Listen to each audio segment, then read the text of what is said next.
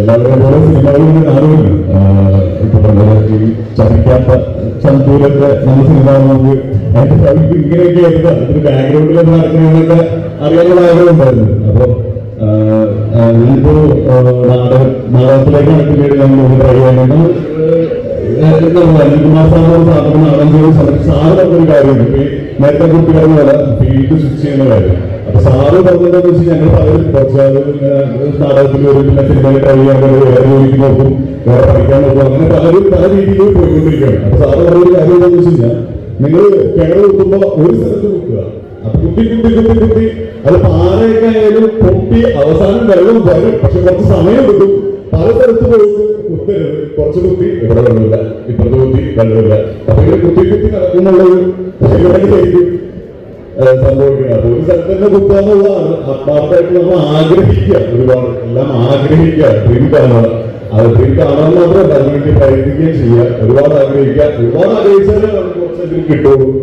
അപ്പൊ ഞാനതില് ഇപ്പൊ ഒരു സിനിമയിൽ ട്രൈ ചെയ്യുന്ന സമയത്ത് ഞാൻ സൈഡിൽ കൂടെ ജോബ് കൂടി കൊണ്ടുവരുന്നു. ലോജിസ്റ്റിക് സ്ഥാപനത്തിൽ വർക്ക് ചെയ്യണ്ടായിരുന്നു. അപ്പൊ ആ സമയത്ത്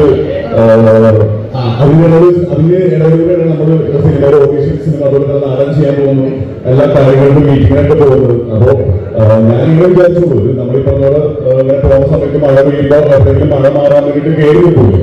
അപ്പൊ മഴ മാറി കഴിഞ്ഞാൽ അവിടെ ഇറങ്ങി അത്രയും അതിനുവേണ്ടി ജോലിക്ക് പോയി അതിന്റെ കാര്യങ്ങളൊക്കെ നടക്കും. ഞാൻ എനിക്ക് പറഞ്ഞത് റീചാർജ് ചെയ്യാനാണെങ്കിലും പെട്രോൾ അടിക്കാനാണെങ്കിലും ഭക്ഷണം കഴിക്കാനാണെങ്കിലും ട്രാവൽ എക്സ്പെൻസ് ആണെങ്കിലും ആരുടെ മുമ്പിൽ കൈ നീക്കേണ്ട അവസ്ഥ ഞാനായിട്ട് ഉണ്ടാക്കിയിട്ടില്ല. ഉണ്ടായ അവസ്ഥകൾ ഉണ്ടായിട്ടില്ല. വീട്ടുകാരൊന്നും മേടിച്ചിട്ടുണ്ട്, ഫ്രണ്ട്സിന്റെ മേടിച്ചിട്ട് ഒരുപാട് സപ്പോർട്ട് ചെയ്തിട്ടുണ്ട്. എന്നാൽ പോലും അത് ഒരുപാട് നന്മണം കുടിക്കുക എന്നുള്ളൊരു പേരിലേക്ക് വരാതിരിക്കാൻ വേണ്ടിയിട്ട് ഞാൻ ജോലിക്ക് പോയിക്കൊണ്ടാണ് ഞാൻ സിനിമയിൽ ട്രൈ ചെയ്തത്. അങ്ങനെ ഒരു കുറച്ച് 1-2 സിനിമകളെ ചെയ്തു. അപ്പൊ എനിക്ക് മനസ്സിലായി ഇങ്ങനെയല്ല ആളുകൾ കാണുന്ന സിനിമയാണ് ചെയ്യേണ്ടത്. അപ്പൊ കുറച്ച് ബ്രേക്കിന് ശേഷമാണ് ഞാൻ ജോസ്പരിശീലൊക്കെ അഭിനയിക്കുന്നത്. അപ്പൊ ആ സിനിമ ഷൂട്ട് കഴിഞ്ഞതിന് ശേഷം ജാനകൻ അഭിനയിച്ച് രണ്ടും ഒരു ദിവസം റിലീസാവുന്നത്.